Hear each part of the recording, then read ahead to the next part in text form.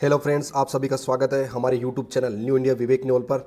देखिए, गलवान घाटी में कई दिनों से जो विवाद चल रहा था, वहाँ से कल जो न्यूज आई निकलकर, वो दिल दहलाने वाली न्यूज है। आज मन बहुत दुखी है। हमारे जो 20 जवान हैं वो शहीद हो गए हैं। ज़्यादा दुख इस बात का था कि बातचीत करने के लिए गए थे और बिना शस्त्र के लड़े उन सभी शहीद सैनिकों को श्रद्धांजलि। अब ये चाइना चाहता क्या है, हमें ये सोचना पड़ेगा। चाइना की पॉलिसी क्या है, चाइना चाहता क्या है।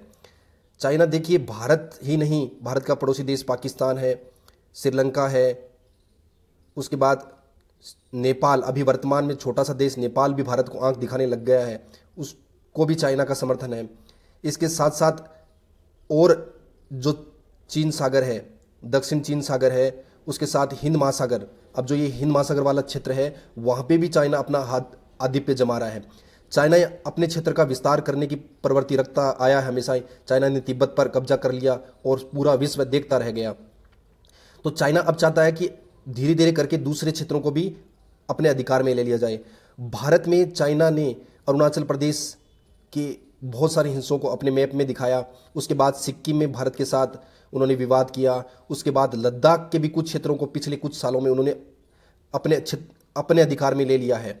भारतीय सरकार सही तरीके से कार्रवाई नहीं करती और चाइना है वो LAC, जो लाइन ऑफ एक्चुअल कंट्रोल है, उससे आगे बढ़ता जा रहा है। इससे क्या होगा? इससे नुकसान ये होगा कि भारत की जो नरम पॉलिसी है उसका चाइना फायदा उठाएगा, क्योंकि चाइना आत्मनिर्भर है।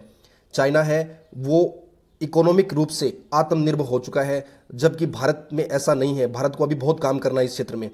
तो भारतीय सेना तो जरूर चाइना का मुकाबला कर सकती है, लेकिन भारतीय सरकार मुकाबला नहीं कर सकती, क्योंकि कम्युनिस्ट सरकार है। वो जितनी जल्दी निर्णय ले सकती है उतनी जल्दी लोकतंत्र में निर्णय नहीं लिया जा सकता। तो चाइना की ये पॉलिसी है, वो भारत ही नहीं, दूसरे देश जैसे पाकिस्तान के PM को खरीद चुके हैं। अभी नेपाल के PM को उन्होंने खरीद लिया है, श्रीलंका के PM को पहले ही खरीद लिया, और बहुत सारे देशों को उन्होंने अपने अधिकारों में, मतलब अपने कर्ज के नीचे दबा लिया है, जिससे उन्होंने अपने जो बंदरगाह हैं वो चाइना को दे दिए हैं, और बहुत सारी ज़मीन है वो भी चाइना को दे दी है।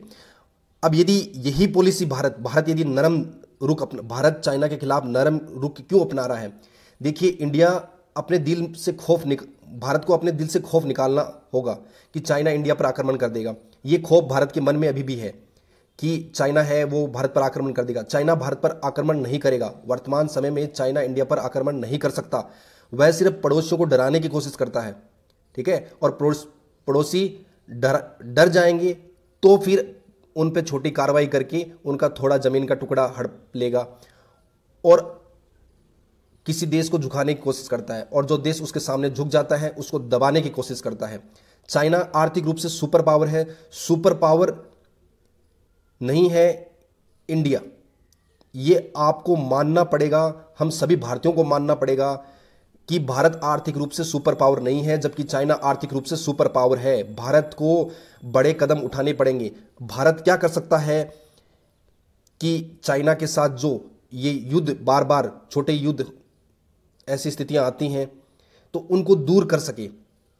चाइना ऐसा सोच ना सके, तो भारत को चाइना के खिलाफ जो अपनी नीति है, जो नरम नीति है, उसको आक्रामक नीति में बदलना होगा, क्योंकि भारत कभी भी चाइना के ऊपर आक्रमण नहीं करता। आपने देखा भी है, सुना भी है, पर जब भी कोई विवाद होता है शुरुआत चाइना के द्वारा ही होती है। भारत की जो हमेशा से ही नीतियां रही हैं वो नरम नीतियां रही हैं चाइना के प्रति। हालांकि देखिए, भारत पाकिस्तान को जवाब दे देता है, लेकिन चाइना को जवाब देने की क्षमता अभी भी भारत में नहीं है। ये हमें मानना पड़ेगा। हमारी सरकार इसको मानती है, लेकिन भारत के लोग इसको नहीं मानते। क्यों नहीं मानते भारत के लोग? भारत के लोगों को लगता है कि आर्मी सब कुछ कर लेगी। देखिए, आर्मी सब कुछ कर सकती है जब आमने सामने भिड़त हो। अभी चाइनीज आमने सामने भिड़त नहीं चाहते। चाइनीज आर्थिक रूप से ही ऊपर बढ़ना चाहते हैं। वो अमेरिका का टक्कर क्यों दे रहे हैं? क्योंकि वो आर्थिक रूप से संपन्न होने की कगार पे हैं, आर्थिक सुपर पावर बन रहे हैं, अमेरिका से ऊपर निकल रहे हैं। अभी कोरोना का और फायदा उठाएंगे वो, और अपनी जो अर्थव्यवस्था है उसको और मजबूत करेंगे। क्या चाइना को बिना युद्ध के मात दी जा सकती है? जी हाँ, चाइना को बिना युद्ध के मात दी जा सकती है, लेकिन हमें क्या करना होगा? चीन ने हमेशा ही हद पार की है, और अब समय आ गया है कि चीन को सबक सिखाया जाए।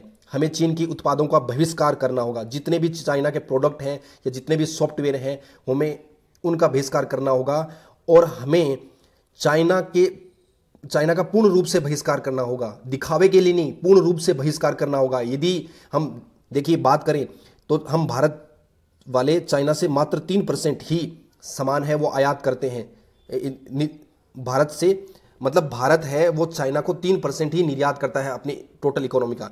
लेकिन बात करें उधर से तो भारत का चाइना के साथ विश्व में सबसे ज़्यादा व्यापारिक घाटा है। भारत चाइना के साथ बहुत ज़्यादा क्या करता है, आयात करता है, जबकि निर्यात भारत का बहुत कम है। इसलिए भारत को ज़्यादा नुकसान नहीं होगा। यदि हम पूर्ण बहिष्कार करते हैं तो चाइना को भारत से 100 से 200 गुना ज़्यादा नुकसान होगा।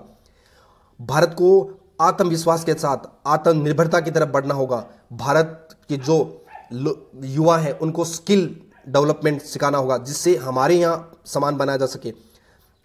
देखिए हमें अब क्या करना होगा, देखिए ये जो खून है वो खोलता सबका है, लेकिन लड़ाई में कोई फायदा नहीं है। युद्ध करेंगे तो कमजोर ही मारा जाएगा। देखिए भारत असल रूप में हथियारों की दृष्टि से और आर्थिक रूप से अभी चाइना से कमजोर है, तो हम युद्ध की स्थिति में नहीं है और ना ही हम युद्ध करना चाहते हैं, क्योंकि पहले जो हमारे युद्ध हुए हैं उनका नतीजा हमने देखा है।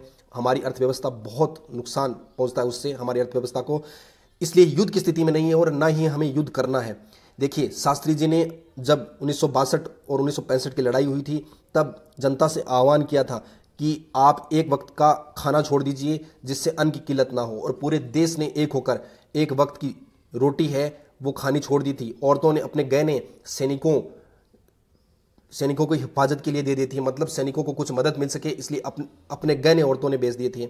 अब ये आप सोचिए कि हम क्या कर सकते हैं, हमें क्या करना होगा। अभी चाइना के पास ऐसे हथियार हैं जो वो भारत में उतारता है। वो कैसे हथियार हैं, एक तो सॉफ्टवेयर इंडस्ट्री है, सॉफ्टवेयर इंडस्ट्री चाइना की बहुत स्ट्रॉन्ग है। उसके बाद भारत की सॉफ्टवेयर इंडस्ट्री, भारत के पास अच्छे इंजीनियर हैं, तो भारत सॉफ्टवेयर में अच्छा काम करके चाइना को टक्कर दे सकता है। और हाल फिलहाल में भारत में ये अच्छा हो भी रहा है। भारत को और अच्छा करना होगा इस क्षेत्र में।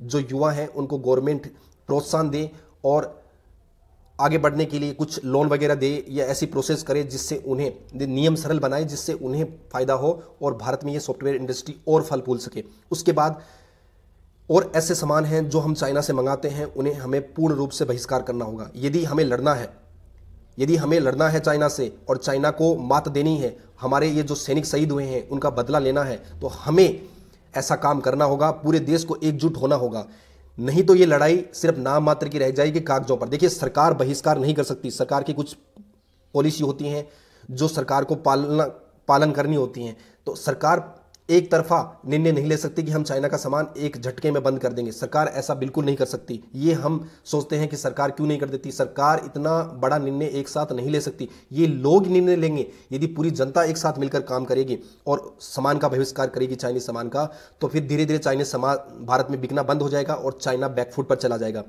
जब बैकफुट पर जाएगा तब चाइना को समझ में आएगा कि भारत से टक्कर लेना कितना महंगा पड़ा है उसे। तो हमें क्या करना पड़ेगा, चीनी सामान का पूर्ण बहिष्कार करना पड़ेगा और हमारे शहीद जवान भाइयों का बदला लेना होगा। मेरी जिंदगी भी वतन के नाम है, मेरी मौत भी वतन के नाम है। जय हिंद।